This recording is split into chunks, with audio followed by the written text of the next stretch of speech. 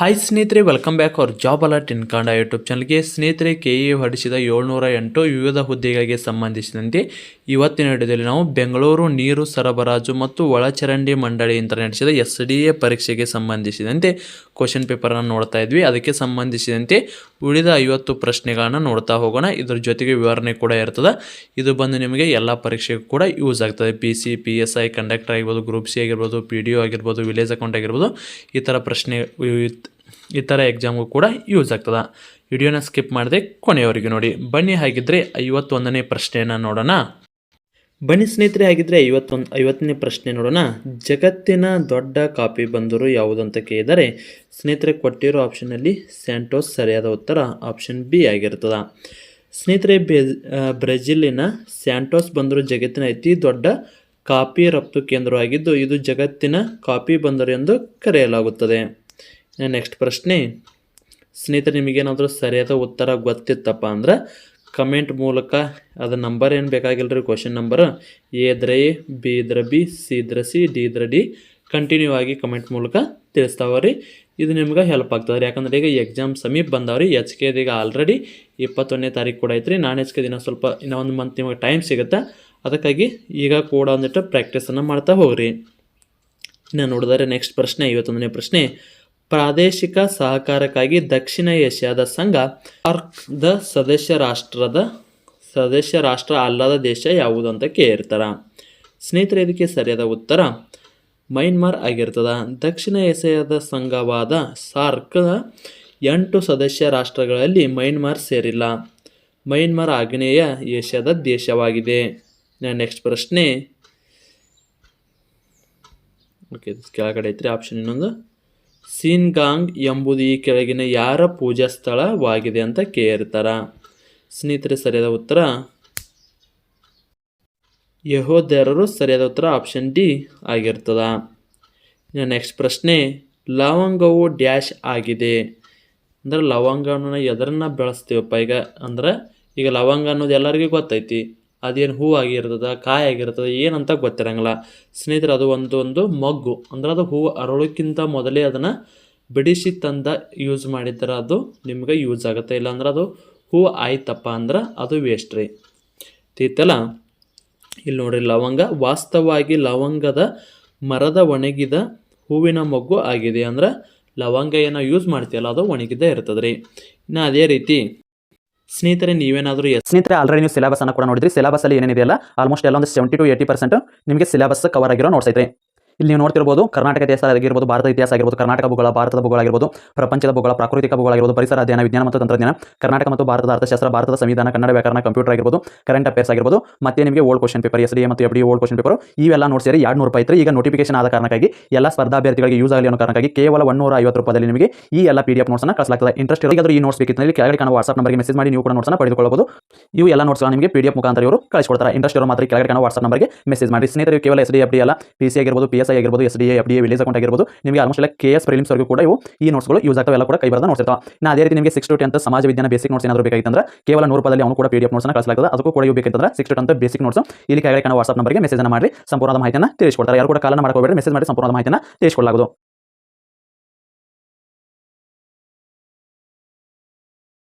SDA FDA ಆಗಿರ್ಬೋದು, PC PSI ಆಗಿರ್ಬೋದು, conductor ಹುದ್ದೆಗಳಿಗೆ, ಅದೇ ರೀತಿ ಈಗ ಬೆಂಗಳೂರು ಒಳಚರಂಡಿಯಲ್ಲಿ ಖಾಲಿರೋ ಹುದ್ದೆಗಳಿಗೆ ಸಂಬಂಧಿಸಿದಂತೆ ನೀವೇನೇ ತಯಾರಿ ನಡೆಸಿದ್ರೆ ಈ ನೋಟ್ಸು ತುಂಬ ಉಪಯುಕ್ತ. ಹೌದು ಸ್ನೇಹಿತರೆ, ಸಿಲೆಬಸ್ಸಲ್ಲಿರೋ GKಗೆ ಸಂಬಂಧಿಸಿದಂತೆ, ಅದೇ ರೀತಿ ಕಮ್ಯುನಿಕೇಷನ್ ಪರೀಕ್ಷೆಗೆ ಸಂಬಂಧಿಸಿದಂತೆ ನೋಟ್ಸ್ ಇರ್ತಾವೆ. ಅತ್ಯಂತ ಕಡಿಮೆ ಬೆಲೆಯಲ್ಲಿ ನೋಟ್ಸ್ ಇರ್ತಾವೆ. ಯಾರಿಗಾದ್ರೂ ನೋಟ್ಸ್ ಬೇಕಾಗಿತ್ತಂದ್ರೆ ಕೆಳಗಡೆ ಕಾಣುವ ವಾಟ್ಸಪ್ ನಂಬರ್ಗೆ ಮೆಸೇಜ್ ಮಾಡಿ ನೀವು ಕೂಡ ನೋಟ್ಸನ್ನು ಪಡೆದುಕೊಳ್ಳಬಹುದು. ಇದು ಬಂದು ಲಿಮಿಟೆಡ್ ಆಫರ್ ಆಗಿರ್ತದೆ. ನೆಕ್ಸ್ಟ್ ಪ್ರಶ್ನೆ, ಇನ್ನು 54ನೇ ಪ್ರಶ್ನೆ ನೋಡೋದಾದರೆ ಅಖಿಲ ಭಾರತದ ತೃಣಮೂಲ ಕಾಂಗ್ರೆಸ್ ಪಕ್ಷವನ್ನು ಯಾವಾಗ ಸ್ಥಾಪಿಸಲಾಗಿತ್ತು ಅಂತ ಕೇಳ್ತಾರೆ. ಸ್ನೇಹಿತರೆ, ಸರಿಯಾದ ಉತ್ತರ 1998. ಅಖಿಲ ಭಾರತ ತೃಣಮೂಲ ಕಾಂಗ್ರೆಸ್ AITC ಪಕ್ಷವನ್ನು ಮಮತಾ ಬ್ಯಾನರ್ಜಿ ಅವರು 1998 ಜನವರಿ 1ರಂದು ಸ್ಥಾಪಿಸಿದರು. ಸ್ನೇಹಿತರ, ಸರಿಯಾದ ಉತ್ತರ ಗೊತ್ತಿದ್ರೆ ಕಮೆಂಟ್ ಮೂಲಕ ತಿಳಿಸಿ ಅಂತ ಹೇಳಕತ್ತೀವ್ರಿ. ಕಂಟಿನ್ಯೂ ಆಗಿ ಹೇಳ್ತಾ ಹೋಗ್ರಿ. ನೆಕ್ಸ್ಟ್ ಪ್ರಶ್ನೆ, ಜವಾಹರ್ಲಾಲ್ ನೆಹರು ಅವರು ಬಂದರು ಇರುವುದು ಮಹಾರಾಷ್ಟ್ರದಲ್ಲಿ. ಇದು ಕ್ವಶನ್ ಒಳಗೆ ಉತ್ತರ ಬಂದತ್ರಿ. ನೆಕ್ಸ್ಟ್ ಆ ರೀತಿ ಆಗಲ್ಲ, ಸ್ವಲ್ಪ ಟೈಪಿಂಗ್ ಮಾಡೋ ಮಿಸ್ಟೇಕ್ ಆಗೈತೆ ರೀ. ಇನ್ನು ನೆಕ್ಸ್ಟ್ ಪ್ರಶ್ನೆ, ಈ ಕೆಳಗಿನಗಳಲ್ಲಿ ಯಾವುದು ಬಾಬಾ ಆಮೆ ಅವರು ಸ್ಥಾಪಿಸಿದ ಸಂಸ್ಥೆಯಾಗಿದೆ? ಅದು ಬಾಬಾ ಆಮ್ಟೆ ಅವರಾಗಿದೆ, ಆಮೆ ಆಗೈತೆ ರೀ. ನಾವು ಓದೋದ್ವಿ. ಸ್ನೇಹಿತರೆ, ಸರಿಯಾದ ಉತ್ತರ ಆನಂದವನ. ಸ್ನೇಹಿತರೆ, ಸಮಾಜ ಸೇವಕರಾದ ಬಾಬಾ ಆಮಟೆಯವರು ಕುಷ್ಠರೋಗಿಗಳು ಮತ್ತು ಅಂಗವಿಕಲರಿಗೆ ಪುನರ್ವಸತಿ ಮತ್ತು ಸಬಲೀಕರಣಕ್ಕಾಗಿ ಮಹಾರಾಷ್ಟ್ರದಲ್ಲಿ ಆನಂದವನವನ್ನು ಸ್ಥಾಪಿಸಿದರು. ಇನ್ನು ನೆಕ್ಸ್ಟ್ ಪ್ರಶ್ನೆ, ಕಾರಕೋರಂ ಪಾಸ್ ಇರುವುದು ಈ ಕೆಳಗಿನ ಮಧ್ಯೆ? ಸ್ನೇಹಿತರೆ, ಸರಿಯಾದ ಉತ್ತರ ಭಾರತ ಮತ್ತು ಚೀನಾ. ಕಾರಕೋರಂ ಪಾಸ್ ಲಡಾಖ್ ಮತ್ತು ಕಿನ್ಸ್ಜಿಯಾಂಗ್ ನಡುವಿನ ಕಾರಕೋರಂ ಪರ್ವತ ಶ್ರೇಣಿಯಲ್ಲಿರುವ ಒಂದು ಪ್ರಮುಖ ಕಣಿವೆಯಾಗಿದೆ. ಸ್ನೇಹಿತರೆ, ಎಲ್ಲ ಪ್ರಶ್ನೆಗಳಿಗೆ ವಿವರಣೆ ಕೂಡ ಗೂಗಲ್ ಮಾಡಿ ತೆಗೆದು ನಿಮಗಿಲ್ಲಿ ಹಾಕಲಾಗಿರ್ತದೆ. ಮೊನ್ನೆ ಒಂದಿಷ್ಟು ಮಂದಿ ವಿವರಣೆ ಕೂಡ ಕೊಡಿ ಅಂದರೆ ಅದಕ್ಕಾಗಿ ಇವನ್ನೆಲ್ಲ ಕೂಡ ರೆಡಿ ಮಾಡೋಕ್ಕೆ ಸ್ವಲ್ಪ ಟೈಮ್ ಹಿಡ್ದತ್ರಿ, ಅದಕ್ಕಾಗಿ ಲೇಟ್ ಆಯ್ತು ರೀ. ನೆಕ್ಸ್ಟ್ ಪ್ರಶ್ನೆ, ಕರ್ನಾಟಕದ ಈ ಜಲಾಶಯವನ್ನು ಬಸವಸಾಗರ ಎಂದು ಕರೆಯುತ್ತಾರೆ. ಸ್ನೇಹಿತರೆ, ಸರಿಯಾದ ಉತ್ತರ ನಾರಾಯಣಪುರ ಅಣೆಕಟ್ಟು. ಕೃಷ್ಣಾ ನದಿಗೆ ಅಡ್ಡಲಾಗಿ ನಿರ್ಮಿಸಲಾದ ನಾರಾಯಣಪುರ ಜಲಾಶಯವನ್ನು ಬಸವಸಾಗರ ಜಲಾಶಯವೆಂದು ಅಧಿಕೃತವಾಗಿ ಕರೆಯಲಾಗುತ್ತದೆ. ನೆಕ್ಸ್ಟ್ ಪ್ರಶ್ನೆ, 59ನೇ ಪ್ರಶ್ನೆ, ಅಣಬೆಗಳನ್ನು ಆಹಾರದ ಒಂದು ಮೂಲವೆಂದು ಬಳಸಲಾಗುತ್ತಿದೆ ಏಕೆಂದರೆ ಅವು ತುಲನಾತ್ಮಕವಾಗಿ ಈ ಕೆಳಗಿನ ಪೋಷಕಾಂಶಗಳಿಂದ ಸಮೃದ್ಧವಾಗಿವೆ. ಸ್ನೇಹಿತರೆ, ಇದಕ್ಕೆ ಸರಿಯಾದ ಉತ್ತರ ಸಸಾರಜನಕ ಅಥವಾ ಪ್ರೋಟೀನ್. ಸ್ನೇಹಿತರೆ, ಮಶ್ರೂಮ್ ಅಂತ ಏನು ಕರೀತಾರಲ್ಲ, ಈಗ ಸದ್ಯಕ್ಕೆ ಅದರದ್ದು ಭಾಳ ಐತ್ರಿ. ಈಗ ಎಲ್ಲರೂ ಕೂಡ ಅದನ್ನು ಹುಡುಗರು ಏನಾದರೂ ಡಿಗ್ರಿ ಮುಗಿಸಿದ್ರೆ ಏನೋ ಕೆಲಸ ಸಿಗ್ಲಿಕ್ಕಂದ್ರೆ ಮಶ್ರೂಮ್ ಆದರೂ ಹಾಕೋಣ ಸಬ್ಸಿಡಿ ಕೊಡ್ತಾರಂತೇಳಿ ಹಾಕಾಕತ್ತಾರ. ಬಟ್ ಸಬ್ಸಿಡಿ ಅದು ಯಾಕೋ ಏನೋ ಗೊತ್ತಿಲ್ಲ, ಸಾಕಷ್ಟು ರೀ. ನಮ್ಮ ಲೋಕಲ್ದಾಗ ಒಂದಿಬ್ಬರು ಹಾಕ್ಯಾರಿ, ಇನ್ನೂ ಕೂಡ ಸಬ್ಸಿಡಿ ಅವ್ರಿಗೆ ಇನ್ನೂ ಬಂದು ಅಮೌಂಟ್ ತಲುಪಿಲ್ಲ ಸರ್ಕಾರದಾಗ. ಈ ಬಿಟ್ಟಿ ಬಾಗೆ ಕೊಟ್ಟು ಇಲ್ಲಿ ನಮ್ಮ ಹುದ್ದೆಗಳನ್ನ ಕರೆಯಕತ್ತಿಲ್ಲ, ಇನ್ನು ಅವನ ಯಾವಾಗ ಕರೆದು ಅವಕ್ಕೆ ಸಬ್ಸಿಡಿನ ಕೊಡ್ತಾರೆ ರೀ. ನಾವು ವಿವರಣೆ ನೋಡಿದರೆ, ಅಣಬೆಗಳು ಕಡಿಮೆ ಕ್ಯಾಲೋರಿಗಳನ್ನು ಮತ್ತು ಹೆಚ್ಚಿನ ಪ್ರಮಾಣದ ಸಸಾರಜನಕ ಅಥವಾ ಪ್ರೋಟೀನನ್ನು ಮತ್ತು ಹಾಗೂ ಫೈಬರನ್ನು ಹೊಂದಿರುತ್ತವೆ. ಸಸಾರಜನಕ ಅಂದ್ರೆ ಪ್ರೋಟೀನ್ ರೀ. ನೆಕ್ಸ್ಟ್ ಪ್ರಶ್ನೆ, ಯಾರ ಆಳ್ವಿಕೆಯ ಅವಧಿಯಲ್ಲಿ ಮೊಘಲ ಸಾಮ್ರಾಜ್ಯವು ತನ್ನ ಉಚ್ಛಾಯ ಸ್ಥಿತಿಗೆ ತಲುಪಿತು? ಸ್ನೇಹಿತರೆ, ಸರಿಯಾದ ಉತ್ತರ ಸ್ನೇಹಿತರೆ ಭೂಪ್ರದೇಶವನ್ನು ಇಲ್ಲಿ ಹಿಡ್ಕೊಂಡ್ರೆ ಔರಂಗಜೇಬ್ ಆಗುತ್ತೆ ರೀ. ಅದೇ ರೀತಿ ಒಟ್ಟಾರೆಯವಾಗಿ ಹಿಡ್ಕೊಂಡ್ರೆ ಇಲ್ಲಿ ಅಕ್ಬರ್ ಸರಿಯಾದ ಉತ್ತರ ಆಗುತ್ತೆ ರೀ. ಇಲ್ಲಿ ನೋಡ್ಕೋರಿ, ಮೊಘಲ ಸಾಮ್ರಾಜ್ಯವು ಪ್ರಾದೇಶಿಕವಾಗಿ ಅದರ ಅತಿ ದೊಡ್ಡ ವಿಸ್ತಾರವನ್ನು ಔರಂಗಜೇಬನ ಆಳ್ವಿಕೆಯಲ್ಲಿ ತಲುಪಿತ್ತು. ಇಲ್ಲಿ 2 ರೀತಿಯ ಪ್ರಶ್ನೆಗಳು ಬರ್ತಾವ್ರಿ. ಇದನ್ನು ಭಾಳ ಕ್ರಾಸ್ ಚೆಕ್ ಮಾಡಿದ್ರಿ 2-3 ರೀತಿಯಲ್ಲಿ ಸಿಗಾಕತ್ತಾವ್ರಿ.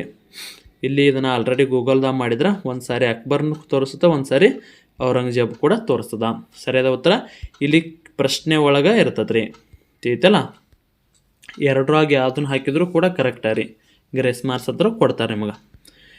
ಟೆಲಿಫೋನ್ ಬೂತಿನ ಮೇಲಿರುವ ವಿಸ್ತೃತ ರೂಪ STDದ ವಿಸ್ತೃತ ರೂಪ ಕೇಳ್ರಿ. ಸಬ್ ಸೈಬರ್ ಟ್ರಂಕ್ ಡಯಲಿಂಗ್ ಆಗಿರ್ತದ. ಇಲ್ಲಿ ನೋಡ್ಕೋರಿ, STD ಎಂಬುದು ಸಬ್ ಸೆಂಟರ್ ಟ್ರಂಕ್ ಡಯಲಿಂಗ್. ಇದು ಚಂದಾದಾರರು ಮಧ್ಯವರ್ತಿಯ ಸಹಾಯವಿಲ್ಲದೆ ದೂರದ ಕರೆಗಳನ್ನು ನೇರವಾಗಿ ಡಯಲ್ ಮಾಡಲು ಅನುಮತಿಸುವ ವ್ಯವಸ್ಥೆಯಾಗಿದೆ. ಇನ್ನು ನೆಕ್ಸ್ಟ್ ಪ್ರಶ್ನೆ, ಕರ್ನಾಟಕದಲ್ಲಿ ಅತಿ ಹೆಚ್ಚು ಕಾಲದ ಮುಖ್ಯಮಂತ್ರಿ ಆಗಿದ್ದವರು ಯಾರಂತ ಕೇಳಿದ್ದಾರೆ. ಇಲ್ಲಿ ನೋಡ್ರಿ, ಇಲ್ಲಿ ಕೊಟ್ಟಿರ್ತಾರೆ, ಈ ಪಟ್ಟಿಗಳ ಪ್ರಕಾರ ನೀವು ನೋಡ್ಕೊಂಡು ಹಾಕ್ಬೇಕ್ರಿ. ಈಗ ಸದ್ಯಕ್ಕೆ ಸಿದ್ದರಾಮಯ್ಯ ರೀ ನಮ್ಮ ಕರ್ನಾಟಕದಲ್ಲಿ ಅತಿ ಹೆಚ್ಚು ಅವಧಿವರೆಗೆ ಇಲ್ಲಿ ಅಧಿಕಾರ ಮಾಡಿದವರು ಸಿದ್ದರಾಮಯ್ಯ ರೀ. ಇಲ್ಲಿ ಕೊಟ್ಟಿರುವ ಆಪ್ಷನ್ಗಳ ಪ್ರಕಾರ ದೇವರಾಜ್ ಅರಸು ಆಗಿರ್ತಾವೆ, ಇವ್ರನ್ನೂ ಕೂಡ ಅವರಿಗೆ ಸೈಡ್ ಹಾಕಿ ಸಿದ್ದರಾಮಯ್ಯನವರು ನಮ್ಮ ಕರ್ನಾಟಕದಲ್ಲಿ ಅತಿ ಹೆಚ್ಚು ದಿನ ಆಡಳಿತ ಮಾಡ್ಯಾರ್ರಿ. ಇಲ್ಲಿ ಕೊಟ್ಟಿರುವ ಆಯ್ಕೆಗಳ ಪ್ರಕಾರ ಡಿ ದೇವರಾಜ್ ಅರಸು ಅವರು 2ನೇ ಅವಧಿಯಲ್ಲಿ 1972ರಿಂದ 1977, ಅದೇ ರೀತಿ 1978ರಿಂದ 1980 ಕರ್ನಾಟಕದ ಮುಖ್ಯಮಂತ್ರಿಯಾಗಿ ಅತಿ ಹೆಚ್ಚು ಅವಧಿಗೆ ಸೇವೆ ಸಲ್ಲಿಸಿದ್ದಾರೆ. ನೆಕ್ಸ್ಟ್, ಭಾರತ ರತ್ನ ಶ್ರೀ ಅಟಲ್ ಬಿಹಾರಿ ವಾಜಪೇಯಿ ಕ್ರಿಕೆಟ್ ಮೈದಾನವು ಈ ಉತ್ತರ ಪ್ರದೇಶದ ಯಾವ ರಾಜ್ಯದ ನಗರದಲ್ಲಿದೆ ಅಂತ ಕೇಳಿದ್ದಾರೆ. ಉತ್ತರ ಪ್ರದೇಶ ಅಂತ ರಾಜ್ಯ ಗೊತ್ತಾಯ್ತು ರೀ. ಇದರೊಳಗೆ ಎಲ್ಲೈತಪ್ಪ ಅಂದ್ರೆ ಲಕ್ನೋದಲ್ಲೇ ಐತ್ರಿ. ಭಾರತ ರತ್ನ ಶ್ರೀ ಅಟಲ್ ಬಿಹಾರಿ ವಾಜಪೇಯಿ ಕ್ರಿಕೆಟ್ ಮೈದಾನವು ಹಳೆಯ ಹೆಸರು ಏಕನಾ ಕ್ರೀಡಾಂಗಣ ಇತ್ತು ರೀ, ಅದನ್ನು ಈಗ ಹೊಸದಾಗಿ ಚೇಂಜ್ ಮಾಡ್ಯಾರ್ರಿ. ಉತ್ತರ ಪ್ರದೇಶದ ರಾಜಧಾನಿಯಾದ ಲಕ್ನೋದಲ್ಲಿ ಐತ್ರಿ. ನೆಕ್ಸ್ಟ್ ಪ್ರಶ್ನೆ, ಅಸ್ಸಾಂ ಗಣ ಪರಿಷದ್ ಪಕ್ಷದ ಸ್ಥಾಪಕರು ಯಾರು? ಸ್ನೇಹಿತರೆ, ಇದಕ್ಕೆ ಸರಿಯಾದ ಉತ್ತರ ಪರ್ಪುಲ್ ಕುಮಾರ್ ಮೆಹ್ತಾ. ಸ್ನೇಹಿತರೆ, ಇದು 1985 ಅಸ್ಸಾಂ ಒಪ್ಪಂದದ ನಂತರ ಸ್ಥಾಪಿಸಲಾದ ಅಸ್ಸಾಂ ಗಣ ಪರಿಷದ್ ರಾಜಕೀಯ ಪಕ್ಷದ ಸ್ಥಾಪಕ ಅಧ್ಯಕ್ಷರು ಪರ್ಪುಲ್ ಕುಮಾರ್ ಮೆಹ್ತಾ ಆಗಿದ್ದರು. ನೆಕ್ಸ್ಟ್ ಪ್ರಶ್ನೆ, ಅತಿ ಕಡಿಮೆ ತಲಾ ಆದಾಯ ಹೊಂದಿರುವ ಭಾರತದ ರಾಜ್ಯ ಯಾವುದು? ಸರಿಯಾದ ಉತ್ತರ ಬಿಹಾರ್. ಭಾರತದಲ್ಲಿನ ಇತ್ತೀಚಿನ ಆರ್ಥಿಕ ಅಂಕಿಅಂಶಗಳ ಪ್ರಕಾರ ಭಾರತದ ಇತರ ರಾಜ್ಯಗಳಿಗೆ ಹೋಲಿಸಿದರೆ ಬಿಹಾರವು ರಾಜ್ಯವು ಅತಿ ಕಡಿಮೆ ತಲಾ ಆದಾಯವನ್ನು ಹೊಂದಿದೆ. ಅದಕ್ಕೆ ಅಲ್ಲಿಂದ ನಮ್ಮ ಕಡೆ ದುಡಿಯಾಕೆ ಬರ್ತಾರೆ. ನೆಕ್ಸ್ಟ್ ಪ್ರಶ್ನೆ ಇವ್ರಿ ಅಲ್ಲಿ ಸ್ವಲ್ಪ ಕನ್ಫ್ಯೂಸ್ ಆಗೈತ್ರಿ ಅದು. ಯಾವ ಕ್ಷೇತ್ರದಲ್ಲಿನ ಅದ್ವಿತೀಯ ಸೇವೆಗಾಗಿ ಗ್ಲೋಬಲ್ 500 ಪ್ರಶಸ್ತಿಗಳನ್ನು ಕೊಡಲಾಗುತ್ತೆ? ಪರಿಸರ ಸಂರಕ್ಷಣೆ ಸರಿಯಾದ ಉತ್ತರ. ಸ್ನೇಹಿತರೆ, ಗ್ಲೋಬಲ್ 500 ರೋಲ್ ಆಫ್ ಆನರ್ ಪ್ರಶಸ್ತಿಯನ್ನು ವಿಶ್ವಸಂಸ್ಥೆಯ ಪರಿಸರ ಕಾರ್ಯಕ್ರಮದಿಂದ ಪರಿಸರ ಸಂರಕ್ಷಣೆಗೆ ಮಾಡಿದ ವಿಶಿಷ್ಟ ಸೇವೆಗಾಗಿ ನೀಡಲಾಗುತ್ತಿತ್ತು. ನೆಕ್ಸ್ಟ್ ಪ್ರಶ್ನೆ, ತನ್ನ ವಿಸರಣೆ ಕಾರ್ಯಕ್ರಮದ ಅಂಗವಾಗಿ ಇತ್ತೀಚೆಗೆ ವಿದ್ಯಾರ್ಥಿಗಳೊಂದಿಗೆ ಸಂವಾದ ಚಾಲನೆಗೊಳಿಸಿದ ಸಂಸ್ಥೆ ಯಾವುದು ಕೇಳರಿ? 2019 ಕೇಳಿದ ಪ್ರಶ್ನೆ ಇದು. ಸ್ನೇಹಿತರೆ, ಸರಿಯಾದ ಉತ್ತರ ISRO ಅಥವಾ ಇಸ್ರೋ ಸಂಸ್ಥೆ ಆಗಿರ್ತದ. ನೆಕ್ಸ್ಟ್ ಪ್ರಶ್ನೆ, ಭಾರತದಲ್ಲಿನ ಎಲ್ಲ ATMಗಳು ಜೋಡಣೆಗೊಳ್ಳುವುದು ಇದರ ಮೂಲಕ ಅಂತ ಕೇಳಿದ್ದಾರೆ. ಸ್ನೇಹಿತರೆ, ಸರಿಯಾದ ಉತ್ತರ national payments corporation of India ಅದಕ್ಕೆ ಇರ್ತಾವ್ರಿ. ನೆಕ್ಸ್ಟ್ ಪ್ರಶ್ನೆ, ಡೈರೆಕ್ಟ್ ಪ್ರಶ್ನೆ ಇದ್ರೆ ಡೈರೆಕ್ಟಾಗಿ ಕೇಳಕತ್ತೀವ್ರಿ. ಕನ್ಫ್ಯೂಸ್ ಇದು ಮಾತ್ರ ವಿವರಣೆ ಕೂಡ ಇಲ್ಲಿ ನೀಡಾಕತ್ತದ್ರಿ. ನೆಕ್ಸ್ಟ್ ಪ್ರಶ್ನೆ, 9.15 ಕಿಲೋಮೀಟರ್ ಉದ್ದ ಇರುವ ಭಾರತದ ಅತ್ಯಂತ ಉದ್ದದ ಸೇತುವೆ ಯಾವುದು? ಸ್ನೇಹಿತರೆ, ಸರಿಯಾದ ಉತ್ತರ ಧೋಲ್ ಸದಿಯ ಸೇತುವೆ. ಇಲ್ಲಿ ನೋಡ್ಕೋರಿ, ಇದಕ್ಕೆ ವಿವರಣೆ 9.5 ಕಿಲೋಮೀಟರ್ ಉದ್ದವಿರುವ ಈ ಸೇತುವೆಯನ್ನು ಭೂಪೇನ್ ಹಜಾರಿಕಾ ಸೇತು ಎಂದು ಕೂಡ ಕರೆಯುತ್ತಾರೆ. ಇದು ಭಾರತದಲ್ಲಿ ಕಾರ್ಯಾಚರಣೆಯಲ್ಲಿ ಅತಿ ಉದ್ದದ ಸೇತುವೆ ಆಗಿದೆ. ಇನ್ನು ನೆಕ್ಸ್ಟ್ ಪ್ರಶ್ನೆ, ಕಾಲಚಕ್ರ ಕಾರ್ಯಕ್ರಮವು ಯಾವುದರೊಂದಿಗೆ ಸಂಬಂಧ ಹೊಂದಿದೆ? ಸ್ನೇಹಿತರೆ, ಬೌದ್ಧ ಧರ್ಮಕ್ಕೆ ಸಂಬಂಧಿಸಿದೆ. ಕಾಲಚಕ್ರ ಬೌದ್ಧ ಧರ್ಮದ ವಿಶೇಷವಾದ ಟಿಬೇಟಿಯನ್ ಬೌದ್ಧ ಧರ್ಮದ ಒಂದು ಪಂಥ ಮತ್ತು ಅನುಷ್ಠಾನವಾಗಿದೆ. ನೆಕ್ಸ್ಟ್ ಪ್ರಶ್ನೆ, ಸ್ವಾಮಿ ವಿವೇಕಾನಂದರ 156ನೇ ಜಯಂತಿ ಅಂಗವಾಗಿ ಇದೇನು ಬೇರೆ 2019 ರೀ. ನೆಕ್ಸ್ಟ್ ಪ್ರಶ್ನೆ ನೋಡೋಣ. ಸೂರ್ಯನು ಭೂಮಧ್ಯ ರೇಖೆಯ ಮೇಲೆ ಲಂಬಕೋನ ಸ್ಥಿತಿಯಲ್ಲಿರುವ ಸಮಯನ ಕೇಳಿದ್ದಾರ? ಸ್ನೇಹಿತರೆ, ಸರಿಯಾದ ವರ್ಷಕ್ಕೆ 2 ಬಾರಿ. ಅಂದ್ರೆ ಸರಿಯಾದ ಉತ್ತರ ವರ್ಷಕ್ಕೆ 2 ಬಾರಿ. ಸೂರ್ಯನು ಭೂಮಧ್ಯ ರೇಖೆಯ ಮೇಲೆ ನೇರವಾಗಿ ಇರುವುದು ಅಥವಾ ಲಂಬಕೋನ ಸ್ಥಿತಿಯಲ್ಲಿ ಇರುವುದು ವರ್ಷಕ್ಕೆ 2 ಬಾರಿ. ಇದನ್ನು ವಿಷುಮತ್ ಸಂಕ್ರಾಂತಿ ಎಂದು ಕರೆಯಲಾಗುತ್ತದೆ. ಮಾರ್ಚ್ ಮತ್ತು ಸೆಪ್ಟೆಂಬರಲ್ಲಿ ಬರ್ತದ್ರಿ. ಇನ್ನು ನೆಕ್ಸ್ಟ್ ಪ್ರಶ್ನೆ, ಈ ಕೆಳಕಂಡ ಕರ್ನಾಟಕದ ಜಿಲ್ಲೆಗಳಲ್ಲಿ ವಾರ್ಷಿಕವಾಗಿ ಗರಿಷ್ಠ ಮಳೆ ಪಡೆಯುವ ಜಿಲ್ಲೆ ಯಾವುದು? ಇದು ಎಲ್ಲರಿಗೂ ಕೂಡ ಗೊತ್ತಿರ್ತದೆ ಅಂತ ಅನ್ಕೋತೀನಿ, ಆದರೂ ಕೂಡ ಒಂದು ಸಾರಿ ತಗೋಣ. ಉತ್ತರ ಕನ್ನಡ. ಸ್ನೇಹಿತರೆ, ಪಶ್ಚಿಮ ಘಟ್ಟಗಳ ದಟ್ಟ ಮಲೆನಾಡು ಪ್ರದೇಶವನ್ನು ಹೊಂದಿರುವ ಉತ್ತರ ಕನ್ನಡ ಜಿಲ್ಲೆಯು ರಾಜ್ಯದ ಅತಿ ಹೆಚ್ಚು ಮಳೆಗಾಲ ಪ್ರದೇಶವಾದ ಹುಲಿಕಲ್ ಈ ಜಿಲ್ಲೆಯಲ್ಲಿದೆ. ಕರ್ನಾಟಕದ ಅತಿ ಹೆಚ್ಚು ಮಳೆಯನ್ನು ಪಡೆಯುವ ಜಿಲ್ಲೆಯಾಗಿದೆ. ಸ್ನೇಹಿತರೆ, ಅದರ ನೆಕ್ಸ್ಟ್ ಇಲ್ಲಿ ಉತ್ತರ ಕನ್ನಡ ಅನ್ಬೋದು, ಉಡುಪಿನೂ ಅನ್ಬೋದು, ಸ್ವಲ್ಪ ಇಲ್ಲಿ ಶಿವಮೊಗ್ಗನೂ ಕೂಡ ಅನ್ಬೋದು ರೀ. ತೀತಲ. ನೆಕ್ಸ್ಟ್ ಪ್ರಶ್ನೆ, ಸ್ನೇಹಿತರೆ, ನಿಮಗೇನಾದರೂ SD ಆಗಿರ್ಬೋದು, FD ಆಗಿರ್ಬೋದು, ಅದೇ ರೀತಿ ಬೆಂಗಳೂರು ನೀರು ಸರಬರಾಜು ಮತ್ತು ಅದೇ ರೀತಿ ಒಳಚರಂಡಿಗೆ ಸಂಬಂಧಿಸಿದಂತೆ ನೋಟ್ಸ್ SD ಆಗಿರ್ಬೋದು, ಅದೇ ರೀತಿ ನಿಮಗೆ ಕಂಡಕ್ಟರ್ ಹುದ್ದೆಗಳಿಗೆ ಸಂಬಂಧಿಸಿದಂತೆ ನೋಟ್ಸು, ಇನ್ನೂ ಕೆಲವು ಹುದ್ದೆಗಳಿಗೆ PC PSI ಸಂಬಂಧಿಸಿದಂತೆ ಏನಾದರೂ ನೋಟ್ಸ್ ಬೇಕಾಗಿತ್ತಂದ್ರೆ 9538151535 ನಂಬರ್ಗೆ ವಾಟ್ಸಪ್ ಮುಖಾಂತರ ಮೆಸೇಜ್ ಹಾಕಿ ನೀವು ಕೂಡ ನೋಟ್ಸನ್ನು ಪಡೆದುಕೊಳ್ಳಬಹುದು. ಅತ್ಯಂತ ಕಡಿಮೆ ಬೆಲೆಯಲ್ಲಿರುತ್ತೆ. ಅದೇ ರೀತಿ 6 to 10th ನೋಟ್ಸ್ ಕೂಡ ಇರ್ತಾವ್ರಿ. ನೆಕ್ಸ್ಟ್ ಪ್ರಶ್ನೆ, ದೇವಾನಂದ್ ಅವರ ಚಲನಚಿತ್ರ ಗೈಡ್ ಯಾವ ಲೇಖಕರ ಕಾದಂಬರಿ ಆಧಾರಿತವಾಗಿದೆ? ಸ್ನೇಹಿತರೆ, ಸರಿಯಾದ ಉತ್ತರ RK ನಾರಾಯಣ್. ಇನ್ನು ನೆಕ್ಸ್ಟ್ ಪ್ರಶ್ನೆ, ಅದಕ್ಕೂ ಮೊದಲು ಇದರ ಸ್ವಲ್ಪ ವಿವರ ನೋಡ್ಕೊಂಡ್ರಿ. ದೇವಾನಂದ್ ಅವರು ಪ್ರಸಿದ್ಧ ಚಲನಚಿತ್ರ ಗೈಡ್ ಅನ್ನು 1965 ರೀ ಆರ್.ಕೆ. ನಾರಾಯಣ್ ಅವರು ಬರೆದ ಅದೇ ಹೆಸರಿನ ಕಾದಂಬರಿಯನ್ನು ಆಧರಿಸಿ ನಿರ್ಮಿಸಲಾಗಿದೆ. ನೆಕ್ಸ್ಟ್ ಪ್ರಶ್ನೆ, ಗಂಗಾ ನದಿಯ ಉಪನದಿ ಇದರಲ್ಲಿ ಯಾವುದು ಗಂಗಾ ನದಿಯ ಉಪನದಿ ಅಲ್ಲ ಅಂತ ಕೊಟ್ಟಿರ್ತಾರೆ. ಗಂಗಾ ನದಿಯ ಉಪನದಿ ಅಲ್ಲ ಇಲ್ಲಿ ಕೊಟ್ಟಿದ್ರಾಗ ಯಾವುದಂತ ಕೇಳ್ಯಾರಿ. ಸ್ನೇಹಿತರೆ, ಸರಿಯಾದ ಉತ್ತರ ಎ ಇಂದ್ರಾವತಿ. ಇಂದ್ರಾವತಿ ನದಿಯು ಗಂಗಾ ನದಿಯ ಉಪನದಿಯಲ್ಲ, ಆದರೆ ಇದು ಗೋದಾವರಿ ನದಿಯ ಪ್ರಮುಖ ಉಪನದಿ ಆಗಿದೆ. ನೆಕ್ಸ್ಟ್ ಪ್ರಶ್ನೆ, ಕೊಂಕಣ ಕರಾವಳಿಯು ಹಬ್ಬಿರುವುದು ಇವುಗಳ ಮಧ್ಯೆ. ಸ್ನೇಹಿತರೆ, ಸರಿಯಾದ ಉತ್ತರ ಗೋವಾ ಮತ್ತು ದಮಣ. ಕೊಂಕಣ ಕರಾವಳಿ ಮಹಾರಾಷ್ಟ್ರದ ದಮಣ್ನಿಂದ ಪ್ರಾರಂಭವಾಗಿ ಗೋವಾದವರೆಗೆ ವಿಸ್ತರಿಸಿದೆ. ನೆಕ್ಸ್ಟ್ ಪ್ರಶ್ನೆ, ಚಂಡಮಾರುತಗಳ ಹೊಡೆತದಿಂದ ಯಾವ ಬಂದರಿಗೆ ಅಕ್ಟೋಬರ್ ಮತ್ತು ನವೆಂಬರ್ ತಿಂಗಳಲ್ಲಿ ಚಂಡಮಾರುತಗಳ ಹೊಡೆತ ಇರುವುದರಿಂದ ಈ ಋತುಮಾನದಲ್ಲಿ ಹಡಗು ಸಾರಿಗೆ ಕಷ್ಟದಾಯಕವಾಗಿದೆ? ಸ್ನೇಹಿತರೆ, ಸರಿಯಾದ ಉತ್ತರ ವಿಶಾಖಪಟ್ಟಣ ಆಗ್ಬೋದು, ಅದೇ ರೀತಿ ಚೆನ್ನೈ ಕೂಡ ಆಗ್ಬೋದು ರೀ. ನೋಡ್ರಿ, ವಿಶಾಖಪಟ್ಟಣಂ ಪೂರ್ವ ಕರಾವಳಿ ಯಾವುದೇ ಬಂದರು ನೋಡ್ಕೊರಿ, ಯಾವುದಾದ್ರೂ ಕೂಡ ಓಕೆ ರೀ.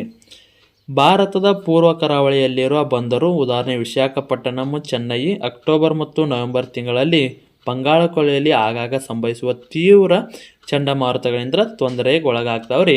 ಈಗ ಮೊನ್ನೆ ತಾನೇ ಚಂಡಮಾರುತ ಬಿಟ್ಟಿತ್ತು, ಯಾರೂ ಕೂಡ ಹಡಗು ಸಮುದ್ರಕ್ಕೆ ಇಳಿಸಿಲ್ರಿ. ಈಗ ಅದು ಕೂಡ ಈಗ ಕ್ರಮೇಣವಾಗಿ ಕಡಿಮೆ ಆಗ್ಯದ. ಇನ್ನು ನೆಕ್ಸ್ಟ್ ಪ್ರಶ್ನೆ, ಹೆಪ್ಪುಗಟ್ಟಿದ ಆಹಾರದಲ್ಲಿರೋ ಪ್ರಧಾನ ಸೂಕ್ಷ್ಮಾಣು ಯಾವುದು? ಸ್ನೇಹಿತರೆ, ಸರಿಯಾದ ಉತ್ತರ ಈಸ್ಟ್ ಅಥವಾ ಮೌಲ್ಡ್. ಹೆಪ್ಪುಗಟ್ಟಿದ ಆಹಾರಗಳಲ್ಲಿ ಶೀತ ಉಷ್ಣಗಳಾದ ಈಸ್ಟ್ ಮತ್ತು ಮೌಲ್ಡ್ಗಳು ಅಥವಾ ಶಿಲೀಂಧ್ರಗಳು ಕಡಿಮೆ ತಾಪಮಾನದಲ್ಲಿಯೂ ಬೆಳೆಯುವ ಸಾಮರ್ಥ್ಯ ಹೊಂದಿರುವುದರಿಂದ ಇವು ಪ್ರಧಾನವಾಗಿ ಕಂಡುಬರುತ್ತೆ. ನೆಕ್ಸ್ಟ್ ಪ್ರಶ್ನೆ, ಸತಿ ಪದ್ಧತಿ ನಿಷೇಧಕ್ಕೆ ವಿರೋಧಿ ಆದವರು ಯಾರು? ರಾಧಾಕಾಂತ್ ದೇವ. ರಾಧಾಕಾಂತ್ ದೇವ್ ಅವರು ಸಾಂಪ್ರದಾಯಿಕ ನಾಯಕರು. ಸತಿ ಪದ್ಧತಿ ನಿಷೇಧವನ್ನು ವಿರೋಧಿಸಿ ಧರ್ಮಸಭಾ ಎಂಬ ಸಂಘಟನೆಯನ್ನು ಸ್ಥಾಪಿಸಿದರು. ನೆಕ್ಸ್ಟ್ ಪ್ರಶ್ನೆ, ಮೂಲ ಪಂಚತಂತ್ರ ಬರೆದವರು ಯಾರು? ವಿಷ್ಣು ಶರ್ಮಾ. ಪ್ರಸಿದ್ಧ ನೀತಿಕತೆಗಳ ಸಂಗ್ರಹವಾದ ಪಂಚತಂತ್ರವನ್ನು ಮೂಲತಃ ಸಂಸ್ಕೃತದಲ್ಲಿ ವಿಷ್ಣು ಶರ್ಮಾ ಅವರು ಬರೆದಿದ್ದಾರೆ. ನೆಕ್ಸ್ಟ್ ಪ್ರಶ್ನೆ, ಭಾರತದ ಯಾವ ರಾಜ್ಯವು ಮೊದಲ ಬಾರಿಗೆ ಪಂಚಾಯತ್ ರಾಜ್ಯ ವ್ಯವಸ್ಥೆಯನ್ನು ಪರಿಚಯಿಸಿತು? ಸರಿಯಾದ ಉತ್ತರ ಉತ್ತರ ರಾಜಸ್ಥಾನ್. ಸರಿಯಾದ ಉತ್ತರ 1959 ಅಕ್ಟೋಬರ್ 2 ರಾಜಸ್ಥಾನದ ನವ್ಗರ್ ಜಿಲ್ಲೆಯಲ್ಲಿ ಭಾರತದ ಮೊದಲ ಬಾರಿಗೆ ತ್ರಿಸ್ತರದ ಪಂಚಾಯತ್ ರಾಜ್ಯ ವ್ಯವಸ್ಥೆಯನ್ನು ಪರಿಚಯಿಸಲಾಯಿತು. ನೆಕ್ಸ್ಟ್ ಪ್ರಶ್ನೆ, ತೆವಳುತ್ತಾ ಚಳಿಗಾಲ ಮತ್ತು ಉಷ್ಣ ಬೇಸಿಗೆಯನ್ನು ಹೊಂದಿರುವ ಭಾರತದ ಭೂಭಾಗವು? ಸರಿಯಾದ ಉತ್ತರ ತಮಿಳುನಾಡು. ತಮಿಳುನಾಡು ಮುಖ್ಯವಾಗಿ ಹಿಂತಿರುಗುವ ಮಾನ್ಸೂನ್ನಿಂದ ಮಳೆಯನ್ನು ಪಡೆಯುತ್ತದೆ. ಆದ್ದರಿಂದ ಬೇಸಿಗೆ ಉಷ್ಣವಾಗಿದ್ದರೂ ಚಳಿಗಾಲವು ತೇವವಾಗಿರುತ್ತೆ. ಅಂದ್ರೆ ತಮಿಳುನಾಡಿಗೆ ಏನೈತಲ್ರಿ, ಮಾನ್ಸೂನ್ ಮಾರುತಗಳ ನಿರ್ಗಮನ ಕಾಲದಾಗ ಮಳೆ ಜಾಸ್ತಿ ಆಗುತ್ತೆ. ಅಂದ್ರೆ ಚಂಡಮಾರುತ ಬಂದವರಿಗೆ ಮಳೆ ಅವಾಗ ಆಗತ್ತೆ ರೀ.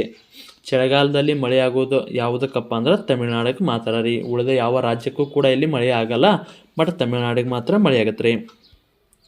ನೆಕ್ಸ್ಟ್ ಪ್ರಶ್ನೆ, ವಿದ್ಯಾಸಾಗರ ಸೇತು ಇಲ್ಲಿ ಸ್ಥಾಪನೆಗೊಂಡಿದೆ? ಸರಿಯಾದ ಉತ್ತರ ಕೋಲ್ಕತ್ತಾ. ನೆಕ್ಸ್ಟ್ ಪ್ರಶ್ನೆ, 1902 ಶಿವನ ಸಮುದ್ರ ಎಂಬಲ್ಲಿ ಸ್ಥಾಪಿಸಲ್ಪಟ್ಟ ವಿದ್ಯುತ್ ಯೋಜನೆ ಹೆಸರೇನೆಂದರೆ ಅಂತ ಕೇಳ್ತಾರ. ಸರಿಯಾದ ಉತ್ತರ ಡಾಕ್ಟರ್ ಶೇಷಾದ್ರಿ ಆಯರ್ ಜಲ ವಿದ್ಯುತ್ ಯೋಜನೆ. 1902 ಕಾವೇರಿ ನದಿಗೆ ಅಡ್ಡಲಾಗಿ ಸ್ಥಾಪಿಸಲಾದ ಈ ಯೋಜನೆಯು ಭಾರತದ ಮೊದಲ ಜಲ ವಿದ್ಯುತ್ ಕೇಂದ್ರವಾಗಿದ್ದು, ಅಂದಿನ ಮೈಸೂರು ದಿವಾನರಾಗಿದ್ದ ಶ್ರೀ ಶೇಷಾದ್ರಿ ಅಯ್ಯರ್ ಅವರು ಈ ಆಡಳಿತಾವಧಿಯಲ್ಲಿ ಇದನ್ನು ಸ್ಥಾಪನೆಯನ್ನು ಮಾಡಿದರು. ಇನ್ನು ನೆಕ್ಸ್ಟ್, ಗ್ಯಾಂಬಿಟ್ ಎಂಬ ಪದವು ಕೆಳಗಿನ ಯಾವ ಕ್ರೀಡೆಗೆ ಸಂಬಂಧಿಸಿದೆ? ಚೆಸ್ ಕ್ರೀಡೆಗೆ ಸಂಬಂಧಿಸಿದೆ. ಗ್ಯಾಂಬಿಟ್ ಎಂಬುದು ಚೆಸ್ ಆಟದಲ್ಲಿ ಪ್ರಾರಂಭದ ಹಂತದಲ್ಲಿ ಸ್ಥಾನಿಕ ಅನುಕೂಲ ಪಡೆಯಲು ಒಂದು ಕಾಯಿಯನ್ನು ತ್ಯಾಗ ಮಾಡುವ ತಂತ್ರವಾಗಿದೆ. ನೆಕ್ಸ್ಟ್ ಪ್ರಶ್ನೆ, ಪ್ರೆಸಿಡೆಂಟ್ ಎಂದು ಪಂದ್ಯ ನಿರ್ಣಾಯಕನನ್ನು ಕರೆಯಲಾಗುವ ಕ್ರೀಡೆ ಯಾವುದು? ಫೆನ್ಸಿಂಗ್. ಸರಿಯಾದ ಉತ್ತರ ಫೆನ್ಸಿಂಗ್. ಕ್ರೀಡೆಯಲ್ಲಿ ಪಂದ್ಯವನ್ನು ನಿರ್ವಹಿಸುವ ಮುಖ್ಯ ಪಂದ್ಯ ನಿರ್ಣಾಯಕನನ್ನು ರೆಫರಿ ಅಥವಾ ಪ್ರೆಸಿಡೆಂಟ್ ಎಂದು ಕರೆಯಲಾಗುತ್ತದೆ. ನೆಕ್ಸ್ಟ್ ಪ್ರಶ್ನೆ, ಕೆಳಕಂಡ ಯಾವ ರಾಜ್ಯವು ಪಂಚಾಯತ್ ರಾಜ್ ವ್ಯವಸ್ಥೆ ಹೊಂದಿರುವುದಿಲ್ಲ? ಸರಿಯಾದ ಉತ್ತರ ನಾಗಾಲ್ಯಾಂಡ್. ಸಂವಿಧಾನದ 63ನೇ ತಿದ್ದುಪಡಿಯಿಂದ ನಾಗಾಲ್ಯಾಂಡ್, ಮೇಘಾಲಯ ಮತ್ತು ಮಿಜೋರಾಂ ರಾಜ್ಯಗಳಿಗೆ ವಿನಾಯಿತಿ ನೀಡಲಾಗಿದೆ. ಈ ರಾಜ್ಯಗಳು ಸ್ಥಳೀಯ ಆಡಳಿತಕ್ಕಾಗಿ ಸಾಂಪ್ರದಾಯಿಕ ಬುಡಕಟ್ಟು ಮಂಡಳಿಯನ್ನು ಅವಲಂಬಿಸಿವೆ. ಏನಿಲ್ಲರಿ ಇದ್ರಾಗ ಪಂಚಾಯತ್ ರಾಜ್ಯ ವ್ಯವಸ್ಥೆ ಇರಂಗಿಲ್ರಿ ನಮ್ಮ ಕಡೆ. ಪ್ರತಿಯೊಂದು ಊರಿಗೆ ರೀ 5,000 to 7,000 ಜನಸಂಖ್ಯೆಯನ್ನು ಹೊಂದಿರೋ ಊರಿಗೆ ಇರತ್ತದ್ರಿ. ಇಲ್ಲಪ್ಪ ಅಂದರೆ 2-3 ಊರುಗಳನ್ನು ಸೇರಿಕೊಂಡಾದರೂ ಕೂಡ ಒಂದು ಪಂಚಾಯತಿಯನ್ನು ಮಾಡ್ತಾರೆ. ಅದೇ ರೀತಿ ನಿಮ್ಮ ಮಲೆನಾಡು ಪ್ರದೇಶ ಕಡೆ 2,000-3,000 ಜನಸಂಖ್ಯೆ ಒಂದು ಪಂಚಾಯತಿಯನ್ನು ಮಾಡ್ತಾರೆ. ಅಲ್ಲಿ ಕಡಿಮೆ ಜನಸಂಖ್ಯೆ ಇರ್ತದೆ ರೀ. ಪಂಚಾಯತ್ ರಾಜ್ಯ ವ್ಯವಸ್ಥೆಗೆ ಸಂಬಂಧಿಸಿದಂತೆ ನೆಕ್ಸ್ಟ್ ಕ್ವಶನ್ಸ್ ನೋಡ್ರಿ, ಯಾಕಂದ್ರೆ ಅವು ಭಾಳ ಎಕ್ಸಾಮ್ದಾಗ ಬರ್ತಾವ್ರಿ. ಅಲ್ಲಿ ಕಡಿಮೆ ಅಂದರೂ ಕೂಡ ಒಂದು 4ರಿಂದ 5 ಅಥವಾ 6 ಪ್ರಶ್ನೆ ಕೂಡ ಬರುವ ಸಾಧ್ಯತೆ ಇತ್ತು. ಈಗ ಕೆಇದವರು ಪ್ರತಿ ಬಾರಿ ಎಕ್ಸಾಮಲ್ಲಿ ಗ್ರಾಮೀಣಾಭಿವೃದ್ಧಿ ಮತ್ತು ಪಂಚಾಯತ್ ರಾಜ್ಯಕ್ಕೆ ಸಂಬಂಧಿಸಿದಂತೆ ಒಂದು 4, 5, 6 ಈ ರೀತಿ ಪ್ರಶ್ನೆಗಳನ್ನ ಕೇಳಿ ಲಾಸ್ಟ್ ಟೈಮ್ ಕೂಡ ನೋಡಿದ್ವಿ. ಯಾವ ಸಬ್ಜೆಕ್ಟಿಗೆ ಎಷ್ಟು ಪ್ರಶ್ನೆಗಳು ಬಂದಾವ ಅಂತೇಳಿ ಅವಾಗ ನೀವು ನೋಡಿರ್ಬೋದು. ನೆಕ್ಸ್ಟ್ ಪ್ರಶ್ನೆ, ಜಾಗತಿಕ ತಂಬಾಕು ರಹಿತ ದಿನವನ್ನು ಆಚರಿಸುವುದು ಮೇ 31. ವಿಶ್ವಸಂಸ್ಥೆಯ WHO ಸಂಬಂಧಿಸಿದಂತೆ ವಿಶ್ವ ಆರೋಗ್ಯ ಸಂಸ್ಥೆ ಪ್ರತಿ ವರ್ಷ ಮೇ 31ರಂದು ಜಾಗತಿಕ ತಂಬಾಕು ರಹಿತ ದಿನವನ್ನು ಆಚರಿಸಲಾಗುತ್ತದೆ. ನೆಕ್ಸ್ಟ್ ಪ್ರಶ್ನೆ, ಸರಸ್ವತಿ ಸನ್ಮಾನ ಪ್ರಶಸ್ತಿಯನ್ನು ಪ್ರತಿ ವರ್ಷ ಯಾವ ಕ್ಷೇತ್ರಕ್ಕೆ ಕೊಡುಗೆಯಾಗಿ ನೀಡಲಾಗುತ್ತೆ? ಸರಿಯಾದ ಉತ್ತರ ಸಾಹಿತ್ಯ. ಸರಸ್ವತಿ ಸನ್ಮಾನ ಪ್ರಶಸ್ತಿಯನ್ನು ಭಾರತದ ಸಂವಿಧಾನದ 8ನೇ ಶೆಡ್ಯೂಲ್ನಲ್ಲಿರುವ ಯಾವುದೇ ಭಾಷೆಯಲ್ಲಿನ ಅತ್ಯುತ್ತಮ ಸಾಹಿತ್ಯ ಕೊಡುಗೆಯಾಗಿ ನೀಡಲಾಗುತ್ತೆ. ನೆಕ್ಸ್ಟ್ ಪ್ರಶ್ನೆ, ನಟರಾಜರ ಪ್ರಸಿದ್ಧ ಕಂಚಿನ ಪ್ರತಿಮೆ ಡ್ಯಾಶ್ಗೆ ಉದಾಹರಣೆ ಆಗಿದೆ? ಸ್ನೇಹಿತರೆ, ಚೋಳರ ಕಲೆ. ನಟರಾಜನ ಕಂಚಿನ ಪ್ರತಿಮೆಗಳು ಮತ್ತು ಶಿಲ್ಪಗಳು ಚೋಳ ಸಾಮ್ರಾಜ್ಯದ 9ರಿಂದ 13ನೇ ಶತಮಾನದ ಕಲಾಶೈಲಿ ಮತ್ತು ಕಂಚಿನ ಎರಕವೊಯ್ದ ತಂತ್ರಕ್ಕೆ ಉತ್ತಮ ಉದಾಹರಣೆಗಳಾಗಿವೆ. ನೆಕ್ಸ್ಟ್ ಪ್ರಶ್ನೆ, ಮೈಕಲ್ ಶ್ರೇಣಿಯು ನೆಲೆಗೊಂಡಿರುವ ರಾಜ್ಯ ಯಾವುದು? ಸ್ನೇಹಿತರೆ, ಸರಿಯಾದ ಉತ್ತರ ಮಧ್ಯಪ್ರದೇಶ್. ಮೈಕಲ್ ಶ್ರೇಣಿಯು ಸತ್ಪುರ ಪರ್ವತ ಭಾಗವಾಗಿದ್ದು ಮುಖ್ಯವಾಗಿ ಮಧ್ಯಪ್ರದೇಶ ಮತ್ತು ಛತ್ತೀಸ್ಗಢದ ರಾಜ್ಯಗಳ ನಡುವೆ ಹರಡಿವೆ. ನೆಕ್ಸ್ಟ್ ಪ್ರಶ್ನೆ, ಭಾರತದ ಧಾರ್ಮಿಕ ಆಚರಣೆಗಳಿಗೆ ಸಂಬಂಧಿಸಿದಂತೆ ಸ್ಥಾನಿಕವಾಸಿ ಪಂಗಡವು ಯಾವುದಕ್ಕೆ ಸಂಬಂಧಿಸಿದೆ? ಸರಿಯಾದ ಉತ್ತರ ಜೈನ ಧರ್ಮ. ಸ್ಥಾನಿಕವಾಸಿ ಜೈನ ಧರ್ಮದ ಶ್ವೇತಾಂಬರ ಪಥಕ್ಕೆ ಸೇರಿದ ಉಪಪಂಗಡ. ಇವರು ವಿಗ್ರಹ ಆರಾಧನೆಯನ್ನು ವಿರೋಧಿಸುತ್ತಾರೆ. ನೆಕ್ಸ್ಟ್ ಪ್ರಶ್ನೆ, ಈ ಕೆಳಕಂಡ ಯಾವ ರಾಜ್ಯವು ಯುರೇನಿಯಂ ನಿಕ್ಷೇಪ ಹೊಂದಿಲ್ಲ? ಸರಿಯಾದ ಉತ್ತರ ಹರಿಯಾಣ. ಯುರೇನಿಯಂ ನಿಕ್ಷೇಪಗಳು ಸಾಮಾನ್ಯವಾಗಿ ಜಾರ್ಖಂಡ್, ಆಂಧ್ರ ಪ್ರದೇಶ ಮತ್ತು ಮೇಘಾಲಯದಂತಹ ರಾಜ್ಯಗಳಲ್ಲಿ ಕಂಡುಬರುತ್ತವೆ. ಹರಿಯಾಣ ರಾಜ್ಯವು ಪ್ರಮುಖ ಯುರೇನಿಯಂ ನಿಕ್ಷೇಪವನ್ನು ಹೊಂದಿರುವುದಿಲ್ಲ. ನೆಕ್ಸ್ಟ್, ಆಲ್ವೆ ಎಂಬುದು ಹೆಸರಾಂತ ಕೈಗಾರಿಕಾ ಕೇಂದ್ರವಾಗಿದೆ. ಇದು ಎಲ್ಲಿ ಐತ್ರಿ? ಸ್ನೇಹಿತರೆ, ಸರಿಯಾದ ಉತ್ತರ ಕೇರಳ. ಆಲ್ವೆ ಕೇರಳದ ರಾಜ್ಯದ ಕೊಚ್ಚಿನ್ ಬಳಿ ಇರುವ ಒಂದು ಪ್ರಮುಖ ಕೈಗಾರಿಕಾ ಕೇಂದ್ರವಾಗಿದೆ. ನೆಕ್ಸ್ಟ್ ಪ್ರಶ್ನೆ, ಈ ಕೆಳಕಂಡವುಗಳಲ್ಲಿ 2001ರಿಂದ 2011ರವರೆಗೆ ನಡುವೆ ಅತಿ ಹೆಚ್ಚು ಕಡಿಮೆ ದಶಮಾನಿಕ ಜನಸಂಖ್ಯೆಯ ಬೆಳವಣಿಗೆ ದಾಖಲಿಸಿರುವುದು ಯಾವ ರಾಜ್ಯ ಅಂತ ಕೇಳಾರಿ? ನಾಗಾಲ್ಯಾಂಡ್. 2011ರ ಜನಗಣತಿಯ ಪ್ರಕಾರ ನಾಗಾಲ್ಯಾಂಡ್ ದೇಶದಲ್ಲಿ ಅತಿ ಕಡಿಮೆ ಮತ್ತು ಋಣಾತ್ಮಕ ದಶಮಾನಿಕ ಜನಸಂಖ್ಯೆ ಬೆಳವಣಿಗೆಯನ್ನು ದಾಖಲಿಸಿದೆ. ನೆಕ್ಸ್ಟ್ ಪ್ರಶ್ನೆ, 2010ರಲ್ಲಿ ಕರ್ನಾಟಕದ 30ನೇ ಜಿಲ್ಲೆಯಾಗಿ ಘೋಷಣೆಯಾಗಿದ್ದ ಜಿಲ್ಲೆ ಯಾವುದು ಅಂತ ಕೇಳಿದ್ದಾರೆ. ಸ್ನೇಹಿತರೆ, ಸರಿಯಾದ ಉತ್ತರ ಯಾದಗಿರಿ. ಯಾದಗಿರಿ ಜಿಲ್ಲೆಯು 2010 ಏಪ್ರಿಲ್ 10ರಂದು ಕರ್ನಾಟಕದ 30ನೇ ಜಿಲ್ಲೆಯಾಗಿ ಘೋಷಣೆ ಆಯ್ತು ರೀ. ಗುಲ್ಬರ್ಗ ಅಥವಾ ಕಲಬುರಗಿ ಅಂತ ಬೇರ್ಪಟ್ಟೆಯಾಗಿ ಹೈದರಾಬಾದ್ ಕರ್ನಾಟಕಕ್ಕೆ ಇದು ಮತ್ತೆ ಒಂದು ಜಿಲ್ಲೆಯಾಗಿ ಸೇರ್ಪಡೆ ಆಯ್ತು ರೀ. ನೆಕ್ಸ್ಟ್ ಪ್ರಶ್ನೆ, ರಂಜಕಾಂಶ, ಸಾರಜನಕ ಮತ್ತು ಸುಣ್ಣದ ಅಂಶ ಕೊರತೆಯಿಂದ ಕೂಡಿದೆ. ಇದು ಯಾವ ವಿಧದ ಮಣ್ಣೆಂದು ಗುರುತಿಸಿ?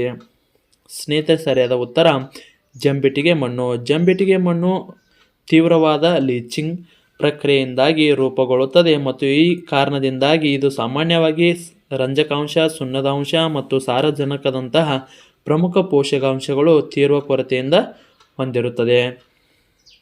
ಇನ್ನು ನೆಕ್ಸ್ಟ್ ಪ್ರಶ್ನೆ, ಮೇಲುಕೋಟೆಯ ವರಮುಡಿ ಉತ್ಸವದ ಅವಧಿಯಲ್ಲಿ ವರಮುಡಿ ಎಂಬ ವಜ್ರದ ಕಿರೀಟದಿಂದ ಯಾವ ದೇವತೆಯನ್ನು ಅಲಂಕರಿಸಲಾಗುತ್ತದೆ? ಸ್ನೇಹಿತರೆ ಸರಿಯಾದ ಉತ್ತರ ಚೆಲುವನಾರಾಯಣ ಸ್ವಾಮಿ. ಮೇಲುಕೋಟೆಯ ಪ್ರಸಿದ್ಧ ವರಮುಡಿ ಉತ್ಸವದಲ್ಲಿ ಮುಖ್ಯ ದೇವತೆಯಾದ ಚೆಲುವನಾರಾಯಣ ಸ್ವಾಮಿಯನ್ನು ವರಮುಡಿ ಕಿರೀಟದಿಂದ ಅಲಂಕಾರ ಮಾಡಲಾಗ್ತದ. ಇನ್ನು ಕೊನೆಯ ಪ್ರಶ್ನೆ, 1902ರಲ್ಲಿ ಶಿವನ ಸಮುದ್ರದ ಆಲ್ರೆಡಿ ಪ್ರಶ್ನೆ ಬಂದಂಗೆ ಐತ್ರಿ. ಹೌದ್ರಿ, ಆಲ್ರೆಡಿ ಪ್ರಶ್ನೆ ಬಂದೈತ್ರಿ, ರಿಪೀಟ್ ಆಗೈತ್ರಿ. ಒಟ್ಟಾರೆಯಾಗಿ ನಾವು ಇವತ್ತಿನ ವಿಡಿಯೋದಲ್ಲಿ 50ರಿಂದ 100ವರೆಗೆ ಅಂದ್ರೆ 2019ರಲ್ಲಿ ಕೇಳಾದ ಪ್ರಶ್ನೆ ಪತ್ರಿಕೆಯಲ್ಲಿರುವ ಪ್ರಶ್ನೆಗಳನ್ನ ನೋಡಿದೆವು. ಸ್ನೇಹಿತರೆ, ಇದೇ ರೀತಿ ನಿಮಗೆ ಕಂಟಿನ್ಯೂಸ್ ಕ್ಲಾಸ್ ಏನಾದರೂ ಬೇಕಂತಂದ್ರೆ ಎಸ್ ಅಂತ ಕಮೆಂಟ್ ಮಾಡಿ, ನಾವು ಕಂಟಿನ್ಯೂ ಆಗಿ ನಿಮ್ಗೆ ಓಲ್ಡ್ ಕ್ವಶನ್ ಪೇಪರನ್ನು ಬಿಡಿಸ್ತಾ ಹೋಗ್ತೀವಿ. ಸ್ನೇಹಿತರೆ, ವಿಡಿಯೋದಲ್ಲಿ ಏನಾದರೂ ಸಣ್ಣ ಪುಟ್ಟ ತಪ್ಪುಗಳಾಗಿದ್ದರೆ ಕ್ಷಮಿಸಿ ಅಂತ ಹೇಳ್ತಾ, ಸ್ನೇಹಿತರೆ ನಿಮಗೇನಾದರೂ SD FDಗೆ ಸಂಬಂಧಿಸಿದಂತೆ ನೋಟ್ಸ್ ಬೇಕಾಗಿದ್ದರೆ 9538151535 ನಂಬರ್ಗೆ ವಾಟ್ಸಪ್ ಮುಖಾಂತರ ಮೆಸೇಜ್ ಮಾಡಿ ನೀವು ಕೂಡ ನೋಟ್ಸನ್ನು ಪಡೆದುಕೊಳ್ಳಬಹುದು. ಇದಾಗಿತ್ತು ಇವತ್ತಿನ ವಿಡಿಯೋ. ಮತ್ತೆ ಮುಂದಿನ ವಿಡಿಯೋದಲ್ಲಿ ಸಿಗೋಣ. ಶುಭ ದಿನ.